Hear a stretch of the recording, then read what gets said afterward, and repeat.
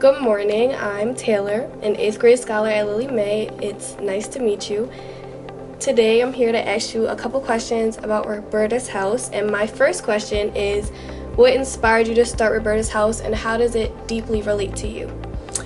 Well, good morning, Taylor.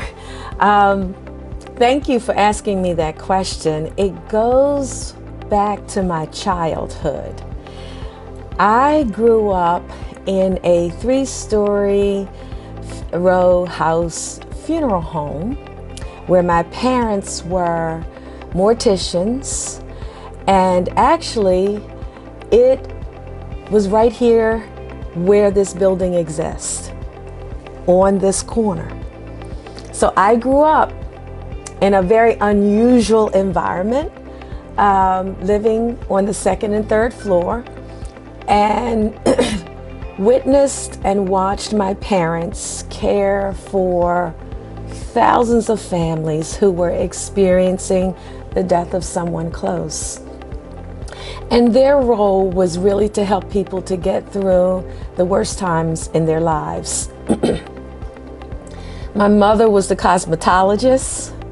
She was the shoulder that many families leaned upon for support. She was the heart of the mom and pop business that they ran. And growing up as a small child in this environment, I witnessed a lot of grief and a lot of loss, and also witnessed death. Had a lot of questions when I was a young girl. But I realize now that this has led me to my destiny and where I am today. Good morning. I'm Jordan Massey. I'm a 7th grade scholar at Lily May. And well, you technically already answered the second question, so I'm just going to move on to the third one. Okay. What is the biggest challenge you faced creating Roberta's House? The biggest challenge that I faced was not knowing. So take note of that. You do not have to know everything if you have a dream and you have the passion to move forward. So starting a nonprofit was totally new for me. I had to establish a board. I had to get people to believe in my story and what I felt was so needed in Baltimore. And I'm going to say I had a little edge on this because I handled some of the public relations for the March Funeral Homes family business. And so the first thing I thought about was, okay, how do I get this word out that there's a need? So I did my homework. I started researching online, looking for other bereavement centers. And I went to visit some of those bereavement centers to see how they operated and how they functioned. And I found one that I really fell in love with. And I said, okay, this is going to be the model.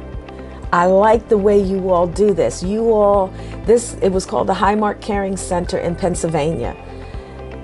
They trained volunteers to do the work. And I had already established rapport with churches and community people. I said, okay, this will be the force. This will be the people that I reach out to help me. And so doing that homework helped. And then I had a big breakfast. And I invited every stakeholder I could think of in Baltimore to this breakfast. And I had that same Highmark Caring Center executive director to come down to Baltimore and talk about what they were doing in Pennsylvania and how we needed this in Baltimore. So these were the challenges, not knowing what I needed to do, but believing in this work and having other people to believe that this was also needed. Okay, so this question is not on the list, but not only do you help with grieving, but do you just help families just reconnect after falling apart? It's interesting that you should ask me that.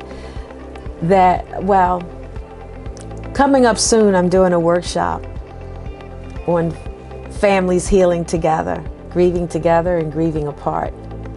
And oftentimes, families fall apart when there's a crisis or when there's a struggle or when anything is going on within the family.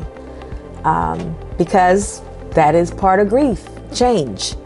Any change that's happening within a family, oftentimes communication breaks down. Family members go into silo, meaning, everybody goes in their own separate direction. Nobody talks. Anger surfaces. So what I find myself doing is oftentimes it's an individual that comes to me that is struggling with their family, and they come to me for advice. Because it may not be a death loss. Is that what you're referencing? It may not be. It can be any kind of struggle, that oftentimes personalities get in the way, past life experiences get in the way. Adults they can only bring young people what they've experienced in their own past, and if they didn't have a supportive parent, or if they didn't have the tools that they needed growing up, then oftentimes they don't know how to help their young people, their children or their teens to get through life experiences. So yes, to answer that question, yes, I'm always available to help anybody that needs help. Thank you. So, my last question. If you could dedicate this award to someone, who would it be and why? I have to go back to my mother. She was the greatest role model. I believe that she influenced my life.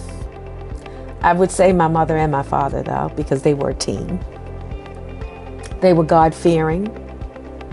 She taught me how to trust in a higher power. She taught me how to care for people. She taught me how to love.